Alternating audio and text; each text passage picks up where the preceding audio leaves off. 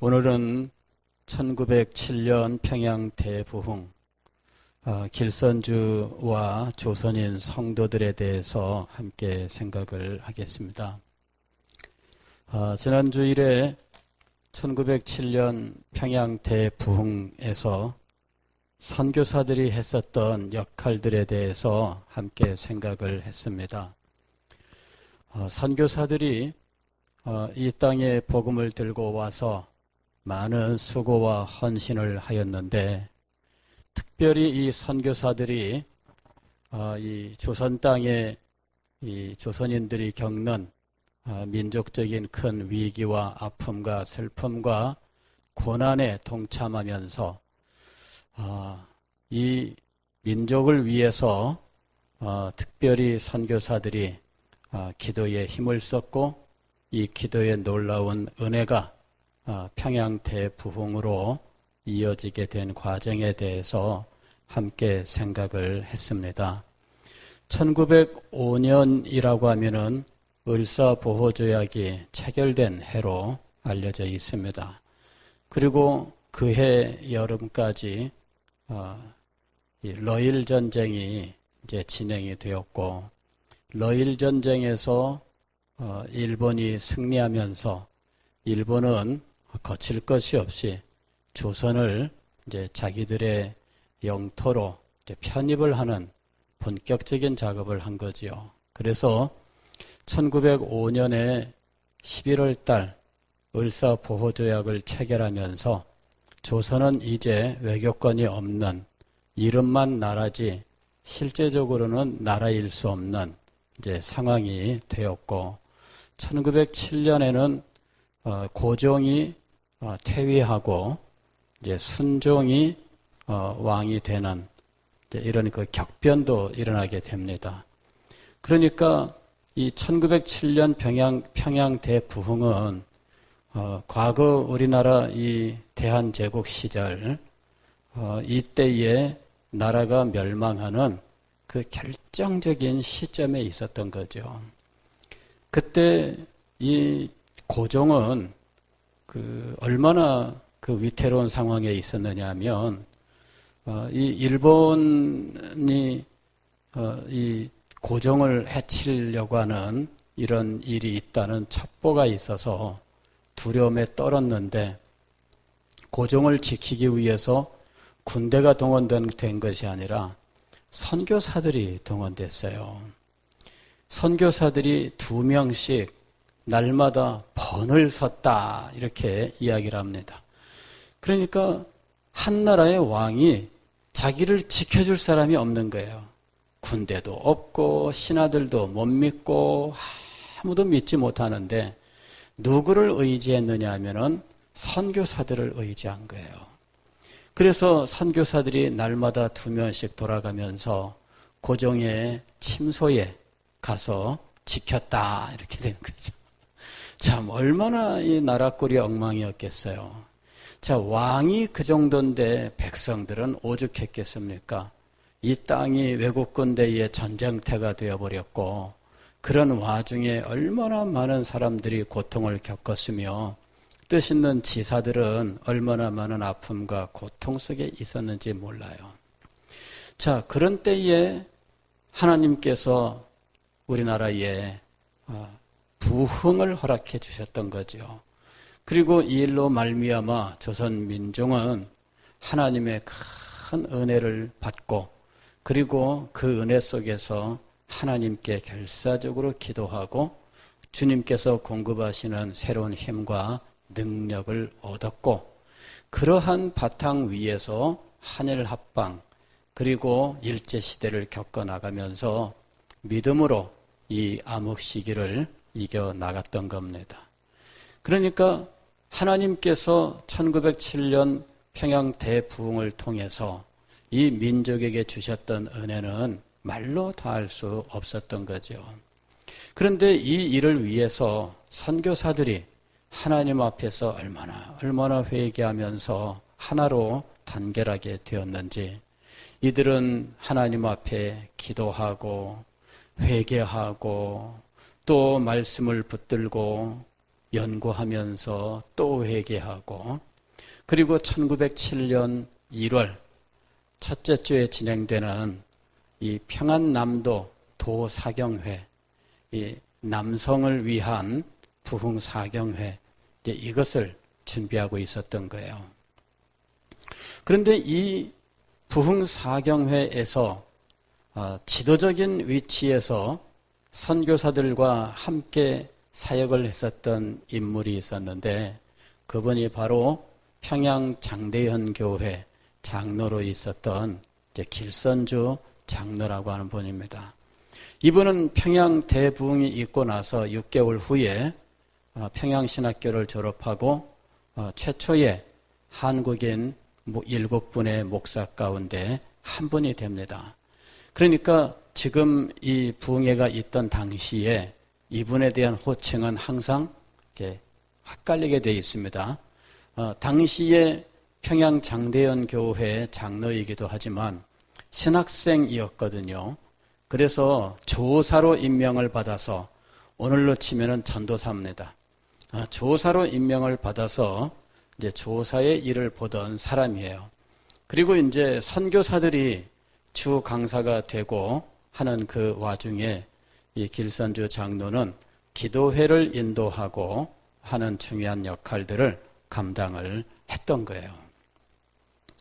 이분은 애초에 늦게 신앙을 가진 사람입니다. 이 사람이 29살까지 이 신내림을 받은 무당으로, 그 다음에 그 후에는 이 선도에 빠져서 산에 올라가서 이 돌을 닦는 도사의 길을 가던 사람이에요. 그리고 엄청난 인물입니다. 이분이 일화가 굉장히 많은데, 예수님을 믿게 된 계기는 이 사람이 돌을 닦고 산에서 내려왔는데, 마침 평양에 이 선교사가 왔다 하는 말을 듣고, 이 선교사가 와서 양교를 전하는데, 양자가 붙은 거는 다 서양입니다. 양복하게 되면은 서양 옷을 양복이라고 부르는 거예요. 양놈 그러면은 서양 사람이죠. 근데 양교를 전하러 왔다는 거예요. 그래서 별스러운 것이 다 있네 이렇게 생각을 했는데, 그래도 한번 이 선교사를 만났어요. 만나가지고 이렇게 저렇게 대화를 해보니까 도무지 자기가 알고 있던 세계 속에서 이런 생각들로는 도저히 뭔가 말이 통하지 않는 사람인 거예요. 그런데 자기랑 친한 친구한 사람이 예수님을 믿었다고 하면서 날마다 자기한테 와서 예수 믿으라고 하는 거죠. 이러니 견딜 수가 없는 거예요. 그래도 이 친구가 끝없이 성경도 읽어봐라, 이 책도 읽어봐라 하면서 철로역정도 갖다 주고 이렇게 해서 책을 읽기는 읽었는데 이해가 안 돼요. 이 친구가 나중에는 네가 상제님께 기도를 해봐라. 상제님이 하나님이에요. 기도를 해봐라. 도무지 이거 모르겠는데 한번 기도를 해라. 그래서 이 길선주 이 사람이 하나님 앞에 어쨌든 제대로 알지는 못하지만 작심을 하고 기도를 한번 해봤던 거예요. 그런데 이 사람이 기도하다가 강력하게 은혜를 받아요. 그리고 나서 예수님을 믿겠습니다 하고 이제 결심을 하는 거죠. 이 사람이 정말 말도 안 되는 삶을 살던 사람이에요. 무술 실력도 아주 엄청난 사람이고요. 산에서 돛 닦던 사람이니까 얼마나 돌을 깊이 닦았는지요. 이 사람이 소위 우리가 차력사 이렇게 얘기하는 그 시장통에서 차력사들 보잖아요. 근데 이 사람은 그 정도가 아니에요. 엄청난 인물이었는데 이런 사람이 예수님을 믿고 그리고는 세례를 받고 그 다음에 이제 신학교도 가게 되고 이렇게 된 거예요.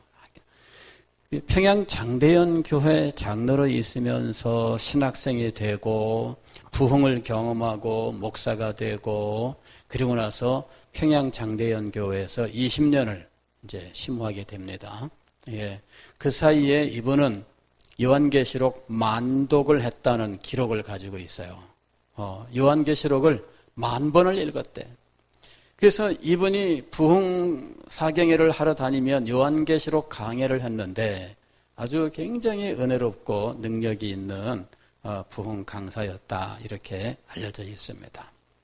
1907년에도 이분이 그 부흥의 불길을 땡기는 아주 중요한 역할을 해요.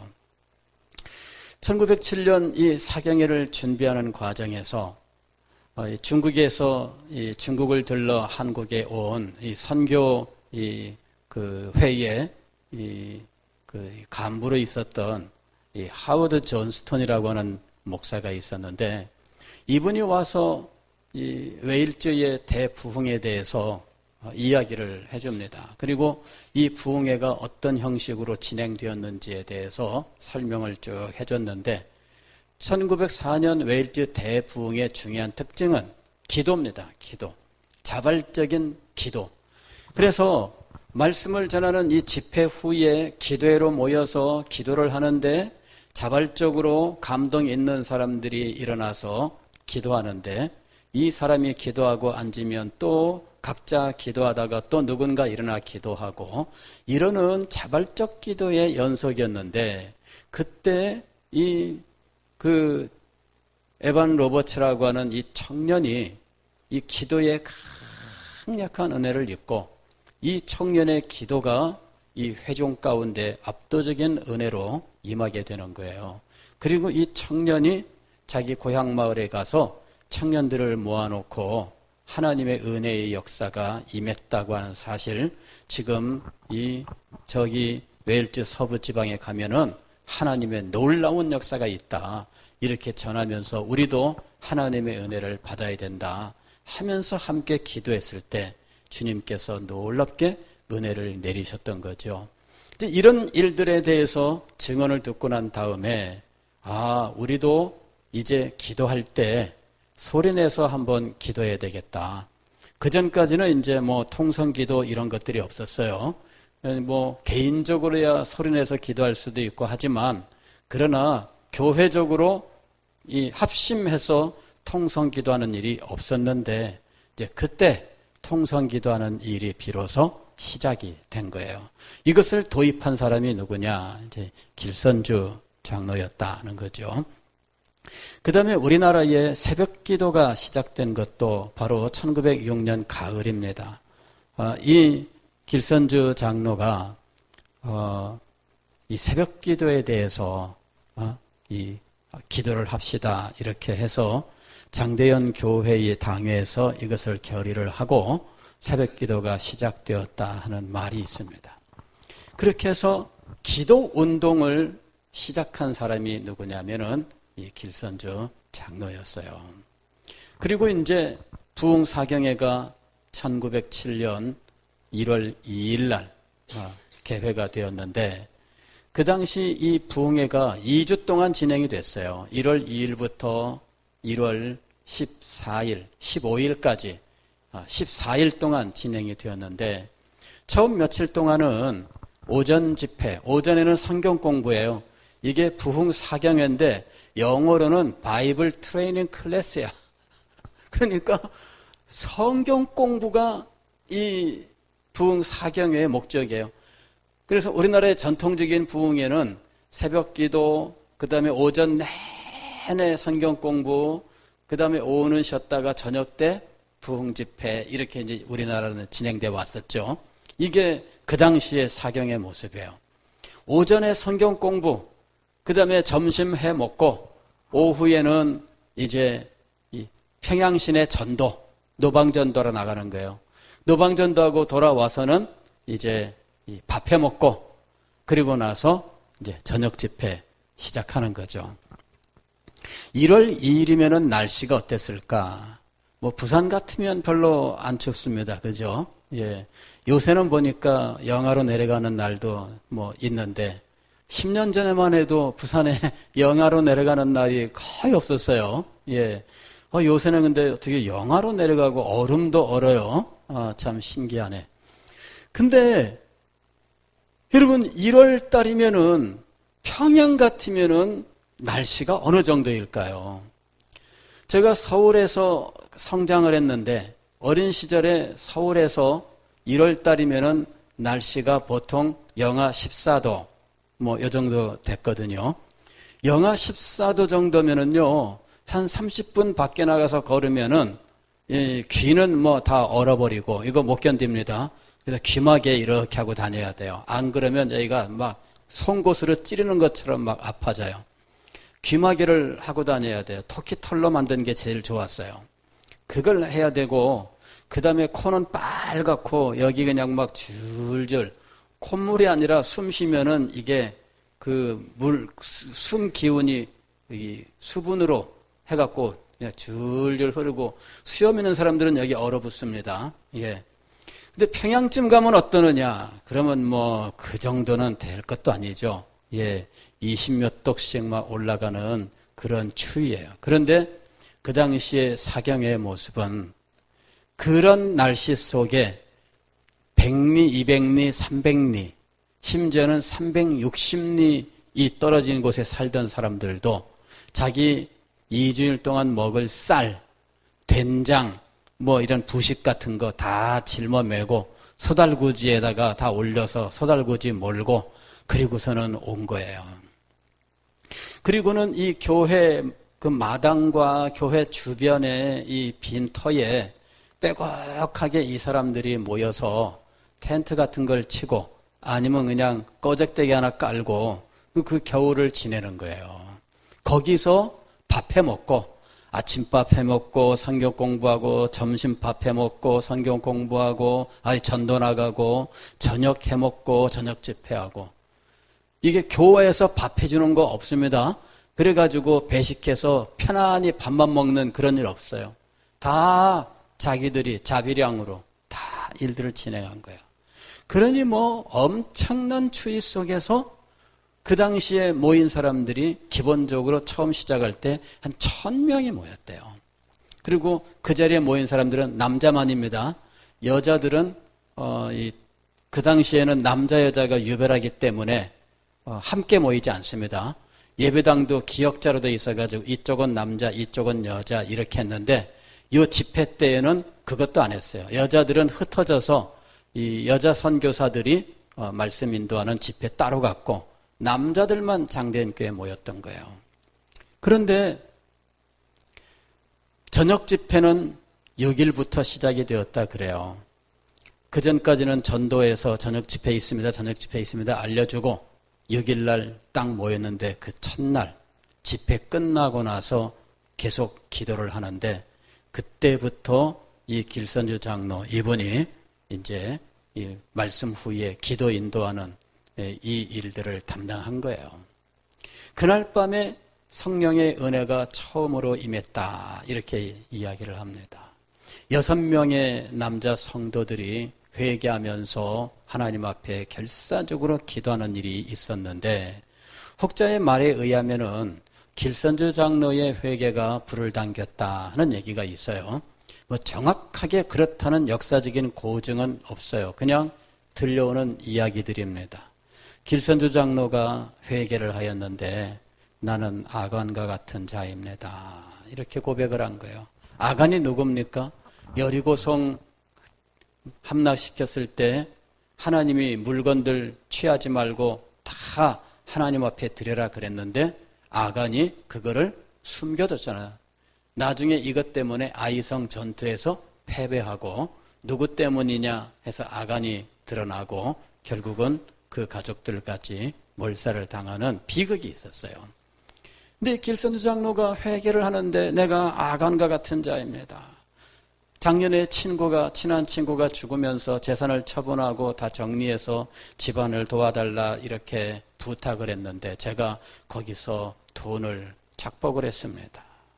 이 회개를 하고 내가 그 부인에게, 미망인에게 내가 이 돈을 모두 돌려주겠습니다. 뭐 이렇게 회개했다는 이야기가 있어요. 이게 정확히 정말 있었던 일인지는 모르지만 들려오는 이야기입니다. 어쨌든 그날 밤에 하나님의 은혜가 강력하게 임했어요. 그리고 날마다 하나님의 은혜에 대한 기대가 넘쳐나고 있었는데 토요일 날 밤에 이 이기람 선교사, 그레암 리 선교사가 성경 본문을 선택해 읽었는데 이것이 오늘 우리가 읽은 성경이에요. 고린도전서 12장 27절. 이제 너희는 그리스도의 몸이요 지체의 각 부분이라. 너희는 그리스도의 몸이요 지체의 각 부분이라. 이러면서 그리스도 안에서 우리는 하나다라고 하는 이 메시지를 전한 거예요.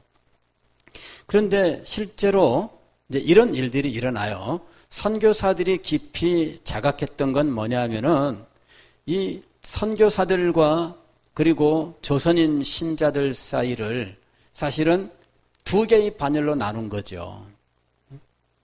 선교사는 선교사, 그리고 이 피선교지의 이 성도들은 뭐 그렇다 이렇게 생각을 한 거예요. 하디 선교사가 회개할 때도 이것을 회개했는데 선교사들이 다 회개한 것이 그 사실입니다. 아, 그래. 우리가 선교사로 와서 이 사람들을 얕잡아보고 있었다. 그거죠. 이게 선교사가 선교지에 가서 빠질 수 있는 함정입니다. 사실은. 왜냐하면은 보통 선교지에 가면은 경제적으로나 문화적으로나 우리보다 못할 가능성이 많아요. 사실 선진국으로 우리가 복음을 전하러 간다. 상상이 잘 안 되잖아요.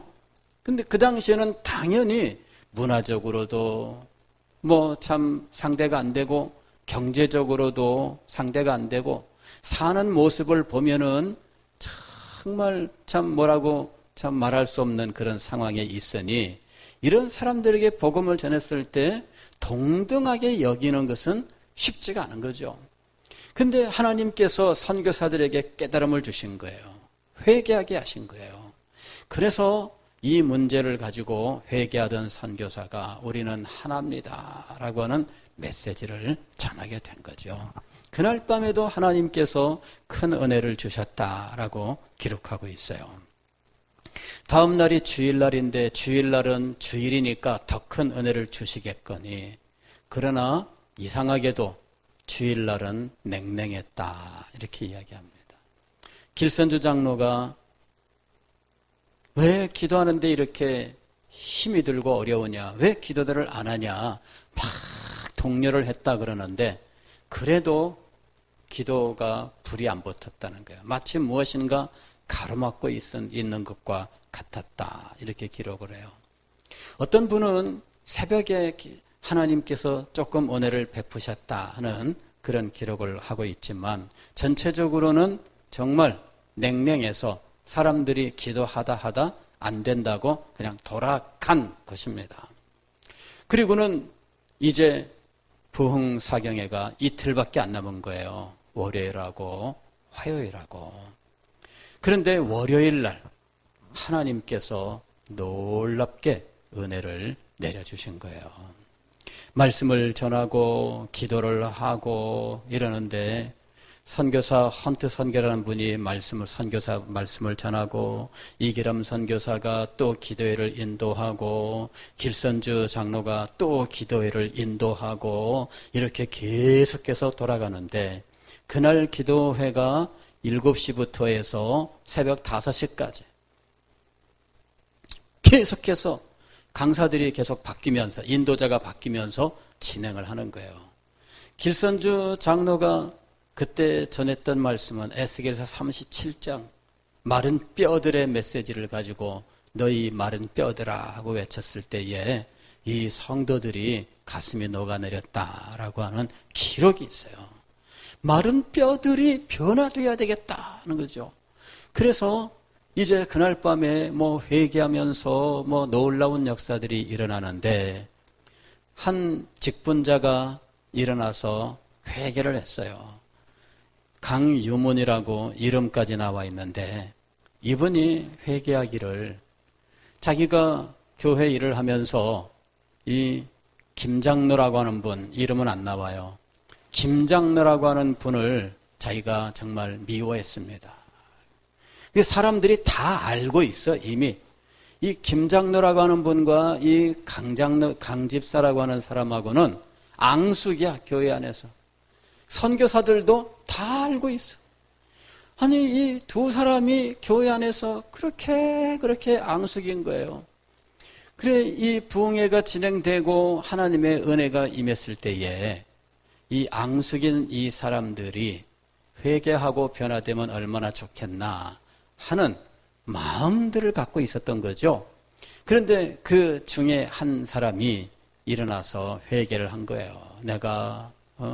내가 미워했습니다 하면서 회개를 하는데 막 울부짖으면서 그냥 뒹굴면서 막 결사적으로 회개를 하게 된 겁니다.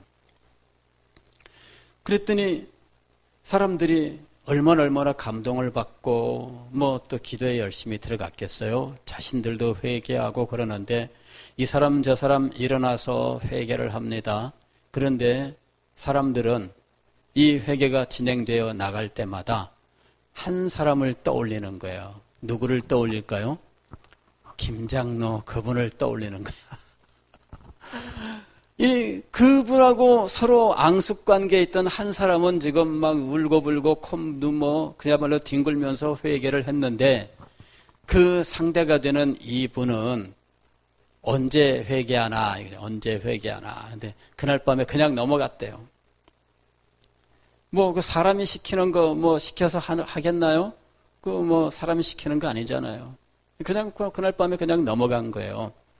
그런데 주일날 밤에 냉랭했기 때문에 월요일 밤에도 선교사들은 집회 후에 많이들 돌아가서 현장에 있던 선교사들이 몇이 없었대요. 그런데 그 다음날 아침에 그 전날 밤에 하나님께서 놀랍게 역사하셨고 정말 많은 성도들이 회개하면서 엄청난 놀라운 역사가 있었다. 이제 이런 이야기를 듣고 선교사들 전원 깜짝 놀란 거죠. 그리고 드디어 그날 마지막 날 정오 기도회에 선교사들이 다 같이 모여서 결사적으로 기도를 했는데 마지막 날 저녁에 2,000명의 사람들이 모여서 집회를 가진 거예요. 그리고 그날 밤에는 전날 밤보다 더 압도적인 은혜가 임했다라고 이야기를 합니다.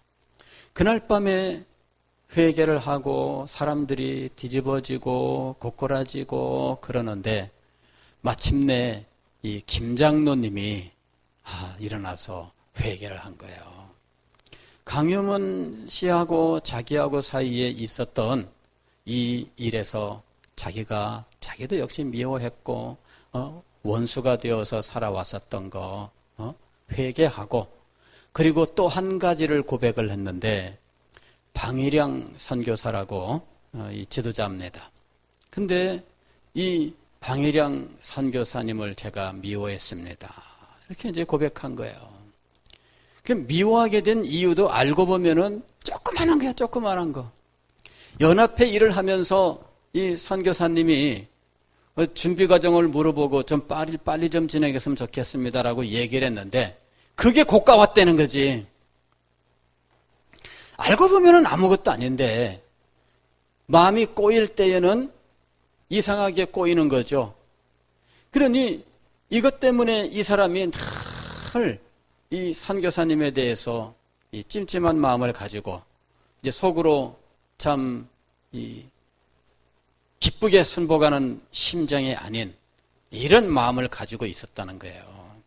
그래서 이것을 회개합니다 하면서 막 또 이 사람이 울면서 막 회개 기도를 하니까 현장에 있었던 이 방일영 선교사가 그냥 발칵 뒤집힌 거죠. 자기는 세상에 그런 줄 모르고 있었는데 자기가 또 이렇게 성도의 마음을 시험 들게 했느냐 하면서 또 이 선교사도 완전히 또 같이 녹아지고 뒤집어지고 회개하면서 선교사들과 조선인 신자들 모두가 함께 회개하면서 하나가 되는 놀라운 역사가 일어났다라고 말하고 있습니다. 1907년 평양 대부흥은 선교사들이 선교사들이 주도적이었던 것은 사실이지만, 그러나 이 선교사들과 함께 사역을 했었던 조선인 성도들도 있었고요. 그리고 이 선교사들의 지도를 받으면서 하나님의 은혜를 받았던 이 조선인 성도들이 있었던 거예요. 그리고 이 부흥의 역사는 세계 교회의 역사를 찾아봐도 정말 압도적인 은혜의 역사였다 하는 것을 알 수가 있습니다. 오늘 우리 한국교회의 신앙의 모습은 사실은 이 1907년 평양 대부흥으로부터 비롯되었다라고 말할 수가 있어요. 한국교회는 기도하는 교회, 그리고 참 뜨거운 열정이 있는 교회예요. 헌신하면서 자신의 모든 것을 다 들여가면서 주님의 일을 감당하는 이런 특성을 가지고 있는데, 이런 것들이 선교 초창기 우리 한국교회의 이 부흥의 여파로, 그 부흥의 시대부터 이 교회의 특성으로 자리 잡아 왔던 거예요. 오늘날까지도 기도합시다라고 하는 이 일은 이 평양 대부흥으로부터 비롯된 겁니다. 오늘 우리들은 이런 부흥의 역사가 우리 가운데에서 다시 일어날 수 있기를 소망하고 기도하고 있습니다. 여러분, 하나님의 은혜가 있어야 돼요. 이 외에는 지금 이 땅에 소망이 없어요. 제가 여러분들에게 간간히 말씀을 드립니다마는 문화적으로나 이 사회의 풍토로나 기독교 복음 전파라고 하는 것은 이제는 과거와는 비교할 수 없는 아주 엄청난 장벽이 높여 쌓여져 있는 상황이에요. 이것을 말로는 지금 무너뜨릴 수가 없어요. 우리가 아무리 말을 잘해도 사람들은 귀담아 듣지 않아요.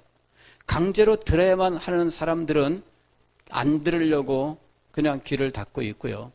그리고 결국 말은 몇 마디라도 나눴던 사람들은 예수쟁이는 말은 잘해 이러면서 등을 돌리는 상황입니다. 여러분, 지금 우리가 정말 이 시대에 하나님의 은혜를 더 구해야 되는 이유가 바로 여기에 있어요. 우리들 자신도 하나님의 은혜를 입어야 되지만 이 교회가 앞으로 살 길은 바로 이 하나님의 부흥밖에 없다고 하는 사실을 우리들이 알아야 돼요. 제가 다음 세대를 위하여 이런 그 구호들을 어느 교회 가나 다 들을 수 있고 볼 수 있고 우리 교회도 참 많이 관심을 가지고 노력을 하고 있습니다만은, 그러나 다음 세대를 위한 가장 강력하고 확실한 준비는 무엇이냐? 제가 기도 중에 깨달은 것은 부흥이라는 거였어요. 부흥밖에 없습니다, 여러분. 부흥밖에 없습니다. 우리가 기도하는 다음 세대는요, 지금 주일학교의 반밖에 안 돼요. 20년 후에 오늘 우리 기독교회는 전국적으로 지금 우리가 생각하는 이 숫자의 3분의 2 이하로 줄어들 거예요. 그냥 이 상태면은. 이거는 무슨 수를 써도 눈에 보이는 거예요, 이거는. 지금 여기 젊은 사람들은 20년 후에는 지금 교회 3분의 2, 2분의 1로 줄어든 그런 상황에서 이제 이 교회를 붙들고 나가야 되는 상황이에요.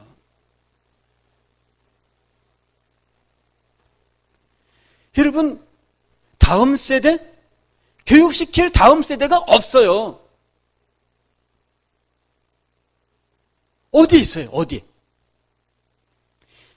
기독교인들도 아이들을 안 낳는데 그렇잖아요. 우리 교회만 해도 아이들을 안 낳기도 하고 못 낳기도 하고,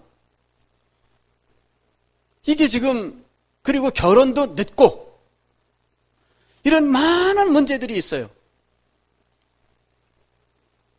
저는 20년 후에 이 상태의 기독교 우리 교회가 이 상태로 간다면 20년 후에는 정말 우리가 외국 교회 사람들이 없어서 교회당 팔립니다 하는 그런 상황, 그걸 우리가 경험하게 될 거다라고 생각을 해요. 지금은요, 어느 한 교회가 부흥했다, 그게 의미가 없어요. 어느 교회는 많이 부흥했습니다. 그건 의미가 없어요, 여러분. 그거는 그 교회 이야기일 뿐이에요. 그것도 끝나요. 그것도 끝납니다.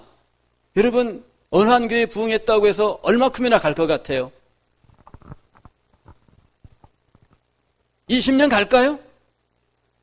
목사님 바뀌고 나면은 어떻게 될까요? 여러분, 지금 몇 교회가 부흥한다고 그 교회는 안심할까? 저는 아니라고 봅니다. 그 교회도 불안에 떨고 있고요. 우리 같으면은 정말 어찌할 줄 몰라서 당황스럽고 정말 어떻게 해야 될까 길을 못 찾고 있는 상황이라고 봐요. 여러분, 하나님께서 우리에게 부흥을 주셔야 하는 이유가 있습니다. 아니, 우리가 하나님께 부흥을 갈구해야 되는 절박한 이유가 있습니다. 이거는요, 우리들의 삶이 걸려있는 문제예요.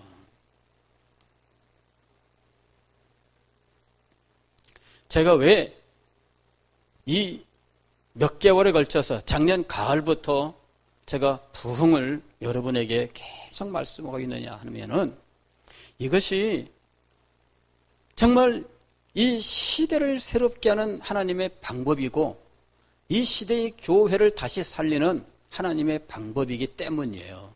이 외에는 다른 방도가 없어요.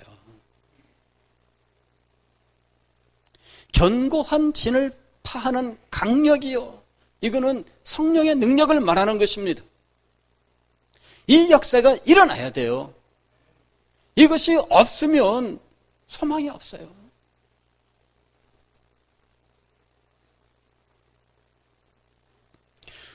우리가 하나님의 은혜를 받고 우리들 자신들이 복을 받는 거 이거 정말 중요해요. 그러나 더 중요한 것이 있어요. 더 중요한 것이 있어요. 우리가 이걸 붙들고 기도해야 돼요. 이 은혜를 받아야 됩니다. 이 은혜를 받지 못하면 안 돼요. 제가 많이 고민하고 있는 것이 있습니다. 지금은 전도하러 나가도 전대가 안 되고요. 그러는 시대입니다. 그래도 우리가 안 할 수 없어요. 해야 돼요. 울며 씨를 뿌리는 일을 해야 됩니다. 울며 씨를 뿌리는 일을 해야 되는데 그 울며 씨를 뿌리는 일 가운데에 우리는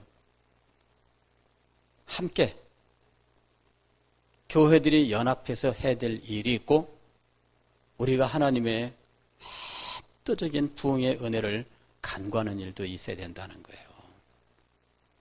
함께 해야 돼요. 함께 해야 돼요. 그래서 이 시대를 새롭게 하시는 놀라운 은혜를 얻고 다시금 이 나라와 이 민족이 하나님의 은혜와 구원을 받고 우리 교회가 이 땅에서 이 민족을 새롭게 하는 놀라운 역사를 감당할 수 있게 되었으면 참 좋겠습니다. 그런 일들을 위해서 우리가 기도하고 그런 은혜의 역사가 오늘 이 자리에서부터 시작될 수 있다면 정말 우리는 평생에 엄청난 복을 받는 일이 될 것이다 라고 생각합니다. 이 은혜를 함께 받는 우리가 될 수 있기를 바랍니다.